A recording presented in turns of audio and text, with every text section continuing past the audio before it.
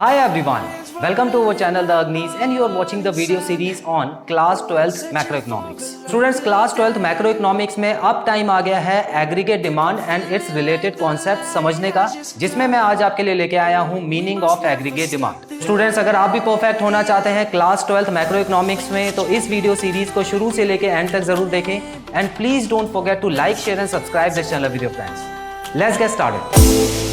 Let's go back to when we were young. For the animals we stand. Let's go back to when trees were swung.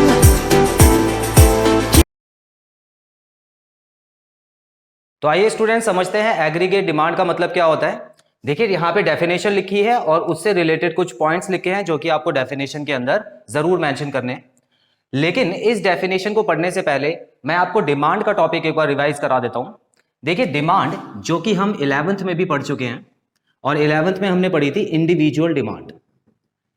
Individual demand so इसका क्या मतलब था, जब भी कोई एक इंडिविजुअल पर्सन कोई भी प्रोडक्ट खरीदना चाहता है, कोई भी कमोडिटी खरीदना चाहता है और उसके पास उसको खरीदने का पैसा भी है, मतलब वो खरीद सकता है और उसकी एक गिवन इनकम है, मतलब बिना इनकम चेंज हुए और एक पर्टिकुलर पॉइंट ऑफ टाइम पे। क्लियर? तो एक व्यक्ति जब कुछ सामान खरीदना चाहता है अपनी दी हुई इनकम पे और दिए हुए समय पर, तो उसको बोलते हैं उस चीज की डिमांड। सो इंडिविजुअल डिमांड के बारे में आपको टॉपिक क्लियर कर दिया गया था 11th में, लेकिन क्योंकि ये 12th है और इसमें हम मैक्रो इकोनॉमिक्स पढ़ रहे हैं तो इसमें इंडिविजुअल डिमांड नहीं होके पूरे देश की डिमांड होगी। पूरे देश की डिमांड को टोटल करके फिर आपको कैलकुलेट करना होगा और जिसको बोला जाता है एग्रीगेट डिमांड, जो कि आज का हमारा टॉपिक है। सो यहां पर तो हमने इंडिविजुअल फैमिली या इंडिविजुअल पर्सन के बारे में पढ़ लिया था कि वो एक समय पे क्या खरीदना चाहता है, वो उसकी डिमांड होती है। अपने जरूरत के हिसाब से लोग चीजें खरीदते हैं, तो उस समय में वो क्या खरीदना चाहते हैं और गिवन प्राइस पे, मतलब उसका प्राइस चेंज नहीं होना चाहिए। क्लियर? और उसकी इनकम भी चेंज नहीं होनी चाहिए। तो ये दोनों चीजें सेम रहेंगी और उसके अलावा ये देखा जाएगा कि वो उस समय में क्या खरीदना चाहता है, तो उसको इंडिविजुअल डिमांड बोलते हैं। और बहुत सारे इंडिविजुअल रहते हैं एक देश में जो कि अलग अलग चीजें डिमांड करते हैं। सो उसी के बारे में जब हम अच्छी तरह कैलकुलेट कर लेते हैं, हर सेक्टर की डिमांड को कैलकुलेट करते हैं और उसके बाद जब उसका टोटल निकाल देते हैं तो उसको बोला जाता है एग्रीगेट डिमांड। अब ये कौन कौन से सेक्टर्स होते हैं इसके बारे में मैं आपको इस वीडियो में अच्छे से बताऊंगा। सबसे पहले मैं आपको एक बार मीनिंग ऑफ एग्रीगेट डिमांड बता देता हूं। तो ये जो एग्रीगेट वर्ड है ये एक बहुत इजी वर्ड का सिनोनिम है जिसको बोलते हैं टोटल। टोटल भी आप बोल सकते हैं और सम भी बोल सकते हैं। तो एग्रीगेट का मतलब होता है टोटल ऑफ डिमांड, मतलब अब इसमें जितने भी इंडिविजुअल एक देश में रहते हैं उनकी डिमांड को हम टोटल करने वाले हैं। चलिए अब देखते हैं एग्रीगेट डिमांड। ये एडी का मतलब हो गया aggregate demand. Aggregate demand refers to the total value of final goods, total value of final goods which all the sectors of an economy are planning to buy at a given level of income during period of one accounting year। अब sir ये तो बहुत बड़ी definition बता दी आपने, हमसे नहीं लिखी जाएगी एग्जाम में। लेकिन स्टूडेंट्स इतना आपको याद रखना है कि ये जो डेफिनेशन है ये पॉइंट टू पॉइंट आपको लिखनी है। कोशिश करके इसको याद करने की कोशिश कीजिए। इसमें मैं आपकी हेल्प करूंगा। देखिए कैसे, इसको डेफिनेशन को मैंने 5 पार्ट में बांट दिया है, ठीक है, और ये 5 पार्ट आपको मेंशन करने जरूरी हैं। इसमें से कोई भी पार्ट मिस मत कीजिएगा, नहीं तो डेफिनेशन जो हो जाएगी वो होगी इनकम्प्लीट। हालांकि कुछ वर्ड्स आप अपनी तरफ से ऐड कर सकते हैं, लेकिन मैं आपको यही एडवाइस दूंगा कि 60% डेफिनेशन जो है वो आपको बुक लैंग्वेज में ही लिखनी है अगर आपको अच्छा स्कोर करना है। ठीक है, तो अब देखिए यहां पर क्या लिखा है। सबसे पहले पॉइंट में total value of final goods and services. अब इसका मतलब समझते हैं। देखिए यहां पे टोटल आ चुका है, तो टोटल का मतलब तो होगा ही एग्रीगेट। क्लियर? अब डेफिनेशन एग्रीगेट की कर रहे हैं तो यहां पे टोटल तो आएगा ही। अब किस चीज का total? Total value of final goods and services. अब ये फाइनल गुड्स एंड सर्विसेज क्या होता है स्टूडेंट्स? देखिए दो तरह के गुड्स होते हैं, एक होता है फाइनल फाइनल गुड्स और इंटरमीडिएट गुड्स। इंटरमीडिएट गुड्स, देखिए फाइनल गुड्स वो होते हैं जब कोई कंज्यूमर कोई सामान खरीदता है और उसको खुद ही यूज करके खत्म कर देता है, उसको खुद ही यूज करने लग जाता है, भले ही वो खत्म ना हो लेकिन पर्सनल यूज के लिए उसको प्रयोग किया जाता है, उसका यूज किया जाता है, तो उसको बोलते हैं फाइनल गुड्स। इसका एक बहुत अच्छा एग्जांपल है, जैसे कि मैं गया एक ग्रोसरी शॉप पे गया, वहां से मैं दूध ले आया, डेयरी पे गया, वहां से मैं दूध ले आया और उस दूध को मैंने खुद यूज कर लिया, ठीक है, उसकी चाय बना ली, कॉफी बना ली, कुछ भी बना लिया, दही बना लिया और उसको मैंने खुद यूज कर लिया, तो वो हो गया मेरे लिए फाइनल गुड, फाइनल कमोडिटी। उसी तरह अगर मैं एक कार ले लेता हूं और पर्सनल यूज के लिए उसको यूज करता हूं तो वो हो जाता है मेरा फाइनल गुड। मैं अपने घर से ऑफिस गया, ऑफिस से घर गया, तो ये हो गया मेरा फाइनल गुड, वो जो कार है वो एक फाइनल कमोडिटी कहलाएगी। इंटरमीडिएट होता है जो ऐसे गुड्स जिसका और भी यूज किया जा सकता है, मतलब कि वो मैंने यूज नहीं किया बल्कि उसका कुछ ऐसा सामान बना दिया और उसको बेच दिया जो कोई और यूज कर रहा है। अब फॉर एग्जांपल एक हलवाई है और वो दूध खरीदता है और दूध से कोई मिठाई बना देता है, दूध से कई मिठाइयां बनती है, तो उस दूध से उसने मिठाई बनाई और उसको खुद यूज ना करके, खुद ना खा के उसने किसी को बेच दिया। तो जो हलवाई के लिए वो जो दूध हो गया वो क्या हो गया, इंटरमीडिएट गुड। तो इंटरमीडिएट गुड और फाइनल गुड्स में यही फर्क है। तो स्टूडेंट्स इतना याद रखिएगा, जब भी हम एग्रीगेट डिमांड की बात करते हैं तो ये जो इंटरमीडिएट गुड्स हैं इनको काउंट नहीं करते, जो कि फाइनल गुड्स हैं सिर्फ उसको काउंट किया जाता है। तो कहने का मतलब है जो हाउस होल्ड ने दूध खरीदा था उसको तो हम काउंट कर लेंगे, लेकिन जो हलवाई ने दूध खरीदा था क्योंकि उसकी डिमांड किसी और चीज की डिमांड के ऊपर निर्भर है। अगर आप यहां पे ध्यान से समझें, कोई और आदमी, कोई और कंज्यूमर उससे मिठाई खरीदने आएगा तभी तो वो दूध लेने जाएगा, वरना वो दूध क्यों लेगा। तो उसके तो जो दूध की डिमांड है वो तो किसी और के डिमांड के ऊपर आधारित है, पूरी तरह निर्भर है। तो इसीलिए इसकी जो डिमांड होती है, जो हलवाई की डिमांड है, वो हम एग्रीगेट डिमांड में कैलकुलेट नहीं करते। तो आई होप ये वाला पॉइंट आपको क्लियर है। तो जो कंज्यूमर्स की डिमांड है, जो उसको यूज करेंगे प्रोडक्ट को, जो फाइनल प्रोडक्ट एक बन के रेडी हो जाता है, उसको जब यूज किया जाता है तो उसी डिमांड को हम एग्रीगेट डिमांड में ऐड करते हैं। तो ये वाला पॉइंट आपको लिखना जरूरी है, total value of final goods and services. Second point में देखते हैं ऑल सेक्टर्स। अब यहां पे हमने क्या पढ़ा था, विच all the sectors of an economy, all the sectors. अब देखिए एक इकोनॉमी में अलग अलग सेक्टर्स होते हैं। कैसे, देखिए मान लीजिए कि एग्रीकल्चर सेक्टर है, एग्रीकल्चर सेक्टर्स की भी कुछ डिमांड होती है, जैसे उनको पौधे उगाने के लिए बीज चाहिए, फसल उगाने के लिए, उसके अलावा उनको ट्रैक्टर चाहिए, उनको फर्टिलाइजर्स चाहिए, कीड़े मारने की दवाई चाहिए, पेस्टिसाइड्स, इंसेक्टिसाइड्स, सो ये सब चाहिए उनको। तो ये हो गया एग्रीकल्चर सेक्टर की डिमांड। उसके बाद इंडस्ट्रियल सेक्टर की डिमांड होती है, इंडस्ट्रीज, इंडस्ट्रियल सेक्टर। इंडस्ट्रीज को क्या चाहिए, देखिए पहले तो इनको एक ऑफिस चाहिए, एक बिल्डिंग चाहिए जो कि जहां पे ये काम करेंगे अपना, फैक्ट्रीज चाहिए बड़ी बड़ी, उसके बाद इनको भी मशीन्स चाहिए अलग तरह की, इंडस्ट्रीज में अलग अलग तरह की मशीन्स होती हैं, तो इनको भी इस चीज की डिमांड है। उसके अलावा इनको फ्यूल एंड पावर भी चाहिए होता है, इनको ईंधन चाहिए जिससे ये अपनी मशीन्स चलाएंगे, और इनको व्हीकल्स भी चाहिए क्योंकि ये जो सामान बनाते हैं ये ट्रांसपोर्ट किया जाता है अलग अलग जगह। तो ये जो हो गई, अब इन सारी चीजों की जो डिमांड होती है वो होती है इंडस्ट्रियल डिमांड, इंडस्ट्रियल सेक्टर की डिमांड, ठीक है। उसके अलावा सर्विस सेक्टर भी होते हैं। देखिए बहुत सारे सेक्टर होते हैं, मैं आपको सारे नहीं बताने वाला हूं। सर्विस सेक्टर, सर्विस सेक्टर, अब सर्विसेज अलग अलग तरह की होती है, जैसे बैंकिंग सर्विस हो गई, तो इनको भी कुछ चाहिए होता है, इनके पास भी कंप्यूटर्स होते हैं, फर्नीचर होता है, क्लियर, और इनको भी स्पेस चाहिए, ऑफिस स्पेस चाहिए अपनी सर्विस देने के लिए। उसी तरह बीपीओ सर्विस आपने देखी है, बीपीओ में भी कंप्यूटर चाहिए होते हैं आपको, फोन्स चाहिए होते हैं, इंटरनेट चाहिए होता है, वाईफाई चाहिए होता है, तो बहुत सारी सर्विसेज इनको भी चाहिए होती है, इनकी भी कुछ डिमांड होती है, क्लियर। तो देखिए हर सेक्टर अपनी अलग अलग डिमांड रखता है, तो यहां पर हर सेक्टर के बारे में आपको जो भी डिमांड रिकॉर्ड की गई है वो आपको यहां पे ऐड करनी है।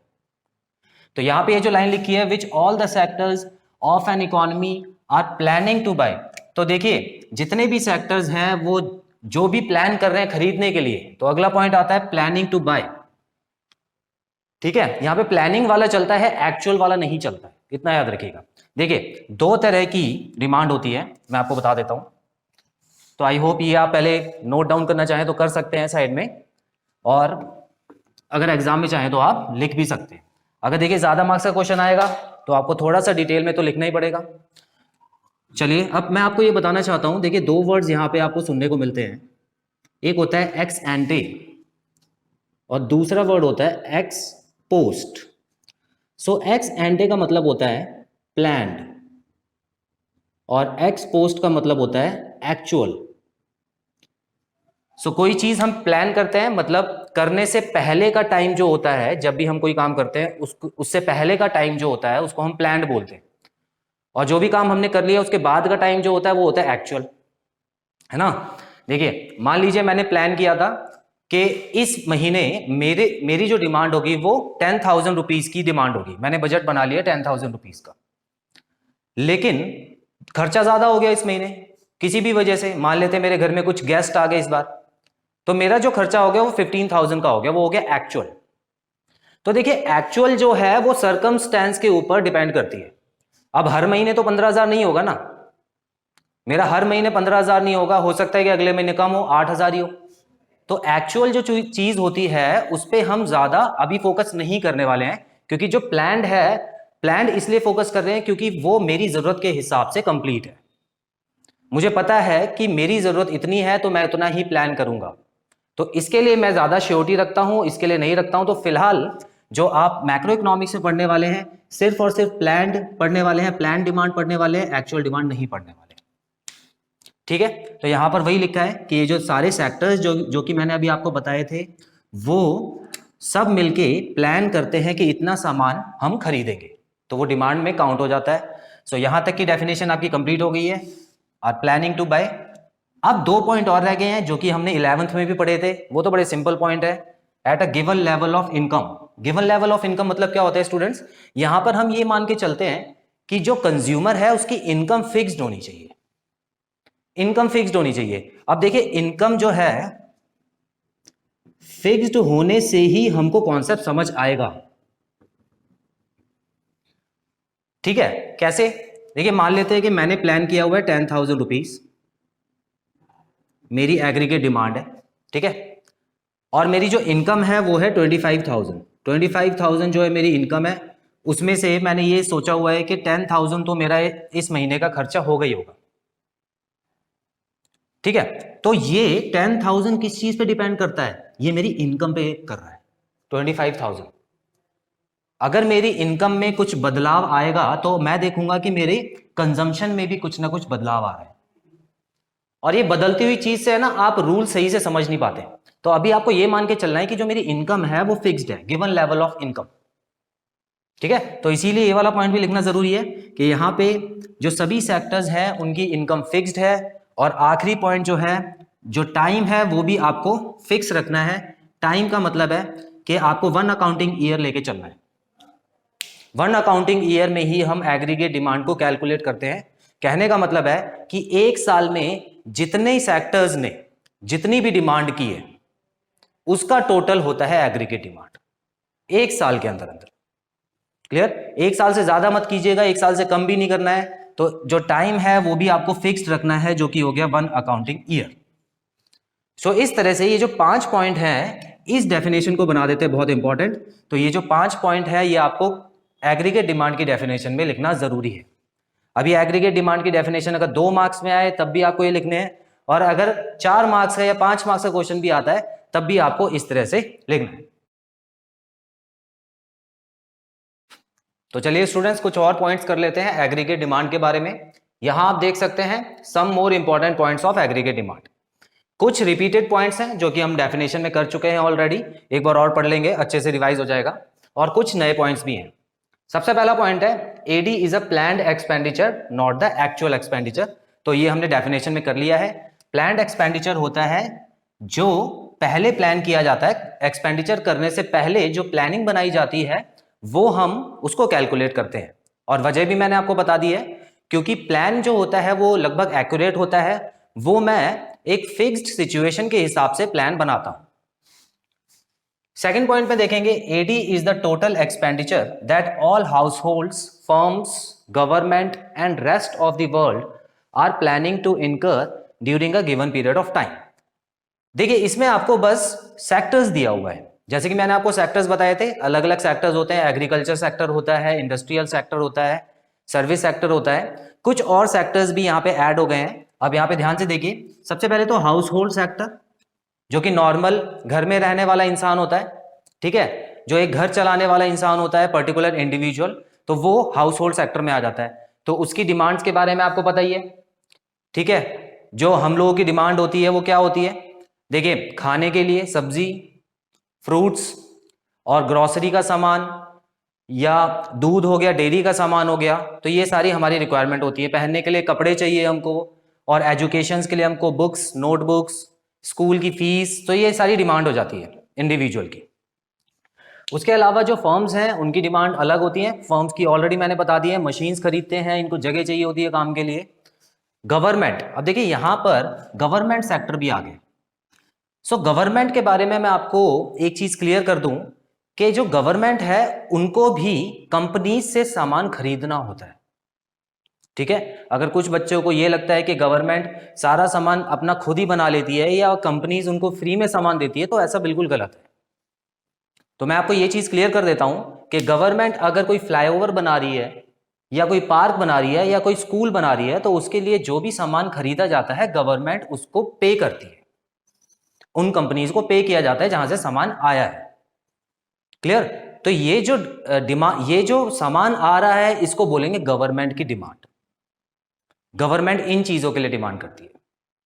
उसके अलावा और भी कई चीजों के लिए डिमांड कर सकती है गवर्नमेंट, जैसे कि लॉ एंड ऑर्डर को अप्लाई करने के लिए, ठीक है, कि कंट्री में लॉ एंड ऑर्डर सही से चल रहा है या नहीं चल रहा, इसके लिए सिक्योरिटी गार्ड्स चाहिए होते हैं, पुलिस को पेमेंट करनी होती है, पुलिस की सैलरी देनी होती है। तो ये सारे जो होते हैं ये भी गवर्नमेंट की डिमांड में आ जाता है। तो उनको अलग अलग सर्विसेज चाहिए होती है लोगों से, तो उनको पे करती है गवर्नमेंट, ठीक है। तो ये जो डिमांड होती है ये गवर्नमेंट की डिमांड में आ जाती है। तो यहां पर जो सेक्टर है गवर्नमेंट सेक्टर भी लिखना जरूरी है। सो इस वाले सेक्टर को भी हम एग्रीगेट डिमांड में ऐड करते हैं। उसके बाद देखेंगे and the rest of the world. अब देखिए ये तो इससे पहले जो हम बात कर रहे थे वो तो सिर्फ एक डोमेस्टिक टेरिटरी के बाउंड्री के अंदर की बात हो रही थी, एक देश की बाउंड्री के अंदर की बात हो रही थी। लेकिन अब हम ऐसे कुछ लोगों को भी जानते हैं, ऐसे भी कुछ कंज्यूमर होते हैं हमारे जो कि देश के बाहर से डिमांड कर रहे होते हैं, ठीक है। अब इंडिया किन चीजों की सप्लाई ज्यादा करता है, देखिए इंडिया में मसाले अच्छे मिलते हैं तो विदेशी लोग हमारे मसाले खाना पसंद करते हैं। हमारे यहाँ कॉटन अच्छी क्वालिटी की मिलती है तो कॉटन भी हमारी एक्सपोर्ट होती है। तो ये भी तो हमारे डिमांड के अंदर ही आ जाएगी। कहने का मतलब है जो लोग विदेश में बैठ के हमारा सामान यूज कर रहे हैं और हमारा सामान मंगवाते हैं, तो वो भी एग्रीगेट डिमांड में कैलकुलेट होगा, उसको भी हम एग्रीगेट डिमांड में कैलकुलेट करेंगे, ऐड करेंगे, ठीक है। तो इसको बोला जाता है फॉरेन सेक्टर। तो ये विदेशी लोग जो हमारा सामान खरीदते हैं वो आ जाता है रेस्ट ऑफ द वर्ल्ड में। तो बेसिकली अभी आपको ये समझना है कि इस चैप्टर के हिसाब से आपको ये 4 जो सेक्टर हैं वो आपको एग्जाम पॉइंट ऑफ व्यू से इंपॉर्टेंट माने गए हैं, तो यहां पर आपको लिखने हैं डेफिनेशन में, ठीक है। तो 4 सेक्टर आप याद कर लीजिए, हाउस होल्ड हो गया, firm, government and rest of the world. आगे तो सेम चीज लिखी है, during a given period of time, तो टाइम तो सेम रहेगा, ये तो मैंने आपको क्लियर कर दिया। और नेक्स्ट कॉन्सेप्ट भी इंपॉर्टेंट है, AD is a flow concept, it is generally measured for a period of an accounting year. तो देखिए फ्लो कॉन्सेप्ट का मतलब क्या होता है, 2 तरह के कॉन्सेप्ट होते हैं, एक होता है स्टॉक कॉन्सेप्ट और एक होता है फ्लो कॉन्सेप्ट। ये आपकी मैक्रो इकोनॉमिक्स का जो पहला चैप्टर है उसमें इन दोनों के बीच में फर्क दिया हुआ है। जल्दी से एक बार रिवाइज कर लेते हैं। स्टॉक कॉन्सेप्ट, देखिए कोई भी ऐसी चीज जिसको हम एक पर्टिकुलर पॉइंट ऑफ टाइम पे नाप सकें उसको बोलते हैं stock concept, particular point of time पे नाप सकें। अब जैसे कि एक एग्जांपल आपको बताता हूं, अभी मेरे बैंक में कितना पैसा पड़ा है, ये मैं अभी जाके देख सकता हूं। क्लियर? मेरे बैंक अकाउंट में कितना पैसा है ये मैं अभी जाके देख सकता हूं। तो ये हो गया स्टॉक कॉन्सेप्ट, क्योंकि मैं इसको पर्टिकुलर पॉइंट ऑफ टाइम पे नाप सकता हूं। अभी इसी सेकंड मुझे पता लग सकता है। लेकिन कुछ ऐसी चीजें हैं जिसके लिए मुझे वेट करना होता है। जैसे मान लेते हैं कि मेरी एक कंपनी है और मुझे पता करना है इस साल मुझे कितना प्रॉफिट हुआ, तो वो तो साल के एंड में ही पता लगेगा ना, अभी तो पता नहीं लग सकता। अब मैं ये जानना चाहता हूं पूरे साल में मुझे कितना प्रॉफिट हुआ, तो वो तो साल के एंड में ही पता लगेगा, बीच में कहां से पता लगा लोगे आप? तो इसको बोलते हैं फ्लो कॉन्सेप्ट। इसको आप एक पर्टिकुलर पॉइंट ऑफ टाइम पे नहीं नाप सकते हो, इसको आप पीरियड ऑफ टाइम पे नापते हो, पीरियड ऑफ टाइम। ठीक है?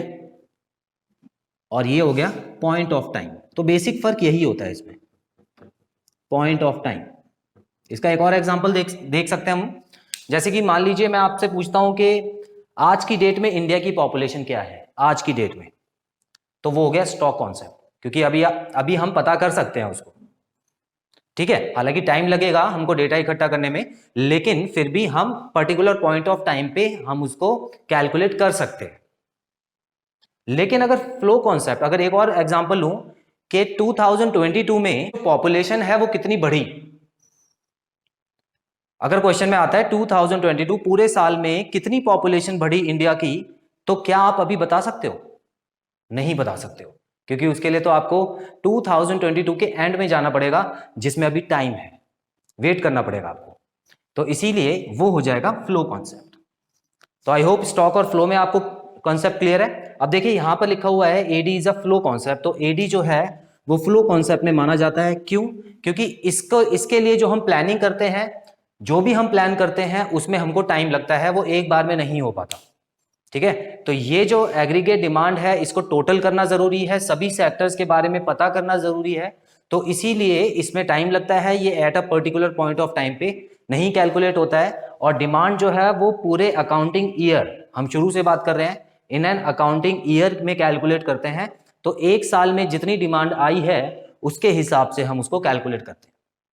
जितने लोगों ने प्लान किया है कि हम क्या क्या खरीदेंगे, पूरे एक साल में जो भी प्लानिंग हुई है, तो उसके हिसाब से हम एग्रीगेट डिमांड को कैलकुलेट करते हैं। तो स्टूडेंट्स यहाँ पे खत्म होता है हमारा aggregate demand and related concept का पहला पार्ट। आई होप इस पार्ट में बताए गए सारे पॉइंट्स आपको क्लियर हैं और कोई भी डाउट नहीं है। तो नेक्स्ट पार्ट में मैं आपके लिए लेके आऊंगा एग्रीगेट डिमांड पे कुछ और इंपॉर्टेंट टॉपिक्स, जिसमें हम करेंगे कंपोनेंट्स ऑफ एग्रीगेट डिमांड। तो स्टूडेंट्स मिलते हैं अपने अगले पार्ट में। Till then take very good care of yourselves. Have a nice time. God bless you. Bye bye. Always take a stand.